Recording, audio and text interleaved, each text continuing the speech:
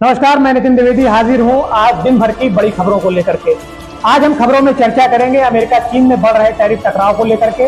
वहीं हम बात करेंगे रूस से मोदी जी को, प्रधानमंत्री मोदी को न्योता आया हुआ है। और वहीं आज हम खबरों में बात करेंगे सबसे पहले कि ममता बनर्जी, जिन्होंने वक्फ बोर्ड बिल जो लागू होना है बंगाल में, उसे नहीं लागू होने का फैसला किया है। अब बढ़ते हैं खबरों की ओर। अमेरिका चीन में फिर से टैरिफ टकराव बढ़ गया है और आम लोगों की जेब पर इसका असर होना तय है। अमेरिका और चीन के बीच व्यापार युद्ध एक बार फिर से गर्मा गया है। चीन ने अमेरिकी सामानों पर आयात शुल्क 34% से बढ़ाकर सीधे 84% कर दिया है। ये फैसला 10 अप्रैल से लागू होगा। जवाब में अमेरिका ने भी चीन से आने वाले प्रोडक्ट्स पर 104% तक का टैरिफ ठोक दिया है, जो 9 अप्रैल से लागू हो चुका है।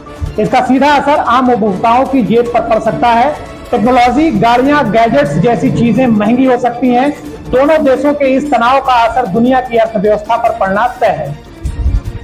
वहीं रूस से मोदी को न्योता मिला है विजय दिवस मनाने के लिए। रूस ने प्रधानमंत्री नरेंद्र मोदी को 9 मई 2025 को मॉस्को में आयोजित होने वाले विजय दिवस समारोह में शामिल होने का न्योता दिया है। यह आयोजन जर्मनी पर दूसरे विश्व युद्ध में मिली जीत की 80वीं सालगिरह पर किया जा रहा है।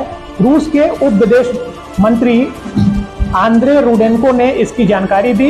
इस समारोह में शामिल होकर भारत की वैश्विक कूटनीति और रूस से रिश्तों की ओर और मजबूती मिलेगी। ये दौरा भारत रूस के पुराने संबंधों को फिर से जगाने और वैश्विक मंच पर एकजुटता दिखाने का मौका हो सकता है। वहीं बंगाल से खबर है। पश्चिम बंगाल के मुख्यमंत्री ममता बनर्जी ने साफ कर दिया है कि राज्य में वक्फ संशोधन कानून लागू नहीं होगा। कोलकाता में जैन समुदाय के कार्यक्रम में उन्होंने कहा कि वो अल्पसंख्यकों और उनकी संपत्तियों की पूरी सुरक्षा करेंगी। ममता का यह बयान उस वक्त आया जब देश भर में वक्फ कानून को लेकर बहस तेज हो रही है। उनके इस ऐलान को विपक्षी दल चुनावी रणनीति भी मान रहे हैं, लेकिन फिलहाल बंगाल में वक्फ कानून को लेकर कोई बदलाव नहीं होगा। ये बात ममता ने फिर साफ कर दी है। वहीं आरबीआई ने रेपो रेट घटा दिया है। भारतीय रिजर्व बैंक आरबीआई ने आम लोगों को थोड़ी राहत देते हुए रेपो रेट में 0.25% की कटौती कर दी है। अब ये दर 6.25 से घटकर 6% हो गई है। आरबीआई गवर्नर संजय मल्होत्रा ने इस फैसले की घोषणा की। इससे उम्मीद की जा रही है कि होम लोन, कार लोन और पर्सनल लोन की ईएमआई कुछ हद तक कम हो सकती है। हालांकि बैंकों पर निर्भर करता है कि वो ये फायदा ग्राहकों तक पहुंचाते हैं या नहीं, लेकिन इतना तय है कि बाजार में नकदी बढ़ेगी और लोगों की खरीदारी की ताकत को थोड़ा सहारा मिलेगा। भारत सरकार ने फ्रांस से 64,000 करोड़ रुपए की डील कर 26 नए राफेल लड़ाकू विमान खरीदने की मंजूरी दे दी है। इस फैसले को प्रधानमंत्री मोदी की अगुवाई वाली cabinet committee on security CCS ने हरी झंडी दी है। रक्षा सूत्रों के मुताबिक विमान भेजने की प्रक्रिया अगले कुछ सालों में शुरू हो जाएगी। ये डील भारत की वायुसेना और को ताकतवर बनाएगी। खासकर समुद्री सुरक्षा के लिहाज से 5 साल पुरानी बातचीत अब जाकर ठोस नतीजे तक पहुंची है। जल्द ही भारत की सेना को नई उड़ान मिलने वाली है। वहीं गर्मी ने सबका बुरा हाल कर दिया है। उत्तर भारत में समय से पहले ही पड़ रही है झुलसा देने वाली गर्मी। दिल्ली NCR समेत उत्तर भारत में गर्मी ने अप्रैल की शुरुआत में ही अपना कहर बरपा दिया है। मौसम विभाग ने अगले 2 दिनों के लिए हीट वेव का अलर्ट जारी किया है। राजस्थान के लिए तो रेड अलर्ट भी लगा दिया गया है। कई इलाकों में तापमान 40 डिग्री सेल्सियस को पार कर चुका है। मौसम विभाग ने कहा है कि फिलहाल इस तपती गर्मी में राहत मिलने की उम्मीद नहीं है। ऐसे में लोगों को सलाह दी गई है कि वे घर से बाहर निकलते वक्त एहतियात बरतें और खूब पानी पिएं। वहीं अगली खबर की ओर बढ़ते हैं। मुंबई आतंकी हमले के आरोपी तहव्वुर राणा को आज किसी भी वक्त भारत लाया जा सकता है। भारत की जांच एजेंसियां की टीम अमेरिका में मौजूद है और कानूनी औपचारिकताएं पूरी की जा रही हैं। सूत्रों के मुताबिक भारत सरकार ने प्रत्यर्पण की प्रक्रिया को अंतिम रूप दे दिया है।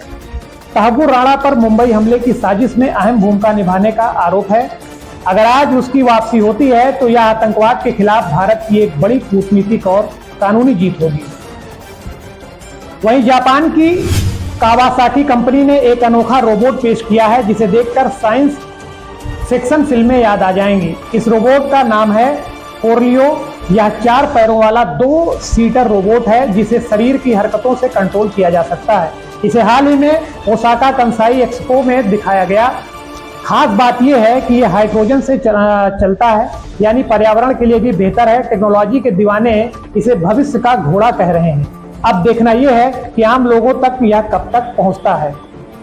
वहीं आज अगर आईपीएल की बात करें तो आज आईपीएल में 9 अप्रैल को गुजरात टाइटंस और राजस्थान रॉयल के बीच जोरदार टक्कर देखने को मिल रही है।